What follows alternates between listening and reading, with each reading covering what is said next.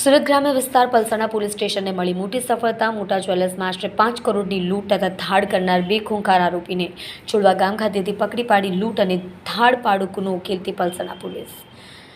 બિહારના સમસ્તીપુર જિલ્લાના મુફસ્સિલ હદમાં આવેલ રિલાયન્સ જ્વેલર્સમાં ધોળા દિવસે 8 હથિયાર લઈને બંદૂકની અણીએ તમામ માણસોને બંધક બનાવી જ્વેલર્સની અંદરથી આશરે 10 કિલો સોનાના ઘરેણા કિંમત ₹6 લાખ અને કુલ ટોટલ 5 કરોડ 6 લાખ અંકે 5 કરોડ 6 લાખ લૂંટ કરી નાસી ગયા હોય। દરમિયાન સુરત ગ્રામ્ય એસપી હિતેશ સાહેબની સૂચનાથી સુરત જિલ્લા પલસાણા પોલીસ વિસ્તારમાં પરપ્રાંતીય ઇસમો ઉપર વોચ રાખવા સૂચન આપ્યું હોય, જેના અનુસંધાને આઈપીએસ પ્રતિભા સાહેબ તેમજ પલસાણા પોલીસ સ્ટેશનના પીઆઈ વી.એલ. ગાગિયાનાની સૂચનાથી પલસાણા પોલીસ સ્ટેશનના ડી સ્ટાફને અંગત રાહે બાતમી મળતા ચોળવા ગામ ખાતે આવેલ સાંઈ શ્રદ્ધા રેસિડેન્સીના રૂમ નંબર 404માં રોકાયેલા હોય, જે બાતમી હકીકત મળતા પોલીસ દ્વારા રાહુલ કુમાર ઉર્ફે કાલ નાગ સત્યનારાયણ પાશવાન ઉંમર 21 તેમજ ગગન રાજ ઉર્ફે છોટા લોરેન્સ ઉંમર 20 મૂળ રહેવાસી મોહનપુર ભટોરી જિલ્લા સમસ્તીપુર બિહાર નાઓની ધરપકડ કરી તેઓની પાસેથી 3 મોબાઈલ ફોન સહિત કિંમત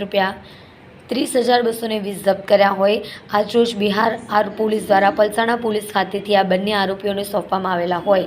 વધુ તપાસ બિહાર પોલીસ ચલાવી રહી છે।